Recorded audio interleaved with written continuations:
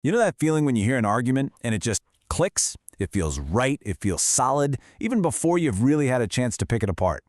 Well, that's because there's an invisible architecture holding it all together. Today, we're going to become architects. We're going to uncover that hidden grammar, the secret rules that make some arguments work and others fall flat. All right, take a look at this argument. No athletes are vegetarians. All football players are athletes. Therefore, no football players are vegetarians. It just flows, right? The conclusion feels totally locked in by the first two sentences. Now, you might disagree with the premises, but the logic itself, the structure, feels airtight. So, the big question is, why? What is going on under the hood that makes this argument so convincing? What are those hidden rules? Well, that's exactly what we're here to figure out. Okay, so before we can start reading the secret code, we need to learn the alphabet. First things first, let's break down the basic anatomy of these arguments. The most fundamental building block here is something called a categorical proposition. Now I know, it sounds super academic, but the idea is actually really simple. It's just a statement that connects two different categories, or classes of things. It either says that one class, the subject, we'll call it S, is part of another class, the predicate, or P, or it says it's not. That's it. All right, so it turns out there are only 4 ways to make these connections. Let's get into the 4 essential building blocks. Once you see these, you're going to start seeing them everywhere. Way back when, Aristotle figured out that there are just 4 standard forms for these propositions, and for centuries, logicians have given them these simple letter names, A, E, I, and O. Let's meet the whole family. First up is the A proposition. This is a universal affirmative. It's a statement like all dogs are mammals.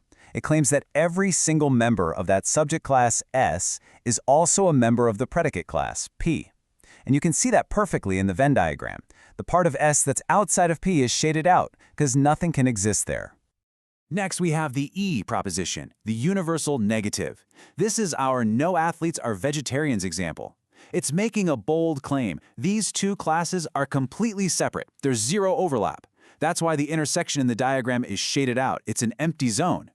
Then we've got the I proposition, the particular affirmative. Think, some politicians are honest.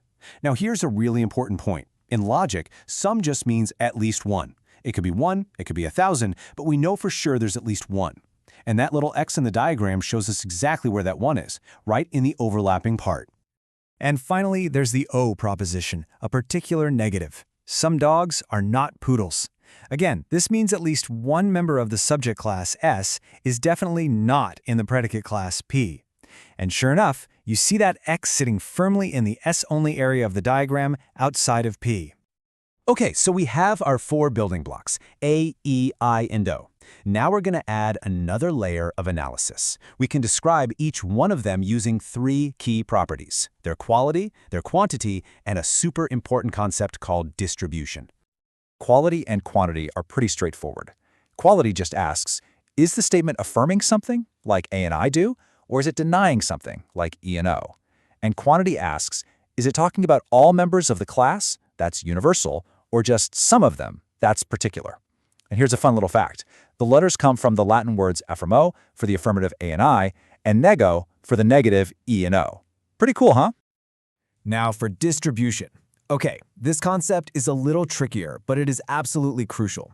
A term gets the label distributed if the proposition is making a claim about every single member of that class. Let's see what that actually looks like. Let's go back to our example. All senators are citizens. Ask yourself, are we seeing something about every single senator on the planet? Yes, we absolutely are. We're saying each and every one of them is a citizen. So the subject term, senators, is distributed. But now, what about the other term, citizens? Are we saying anything about all citizens? No way. We're definitely not claiming that all citizens are senators. So the predicate term, citizens, is undistributed. The statement only tells us that the group of senators is hanging out somewhere inside the much larger group of citizens. So how do all these pieces, A, E, I, O, quality, quantity, distribution, how do they all fit together? Well, for more than 2,000 years, they were organized into this really elegant system, a system that was basically the undisputed rulebook for logic. This is it, the traditional square of opposition.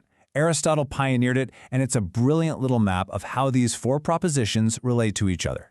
For example, it shows that A and O are contradictories. One has to be true, the other has to be false. They can't both be true or both be false. It also said that if a universal statement like all S is P is true, then the particular one, some S is P, also has to be true. And for a very, very long time, this system seemed absolutely perfect. But nothing is perfect forever. Modern logicians found a crack in this ancient foundation, a problem that pops up when you ask a really simple question, a problem we can call the problem with unicorns. The question is this: what happens when the class we're talking about is empty? What happens when we make arguments about unicorns or the current king of France or Martians? This is where that elegant traditional system starts to get really weird. The issue has a name: existential import. When you make a particular claim, like some soldiers are heroes, you are implying that soldiers actually exist. You have to, right? You can't point to some of them if none of them exist. So the I and O propositions carry this assumption of existence. And this is where a huge debate in logic started. From the classical Aristotelian view, since all unicorns have horns implies some unicorns have horns, that universal statement must also be claiming that unicorns exist. But then, a 19th century logician named George Boole came along and said, hold on a minute. From his modern Boolean view, all unicorns have horns is just a conditional statement. It just means if you were to find a unicorn, it would have a horn. It doesn't say anything about whether they're actually real. And this one little change creates a massive paradox. Think about it. If unicorns don't exist, the statement some unicorns do not have horns is clearly false because it wrongly claims they exist. But in Aristotle's system, all unicorns have horns would also be false for the same reason. But wait, the square of opposition told us those two statements are contradictories. One must be true, one must be false. They can't both be false. The whole system just collapses.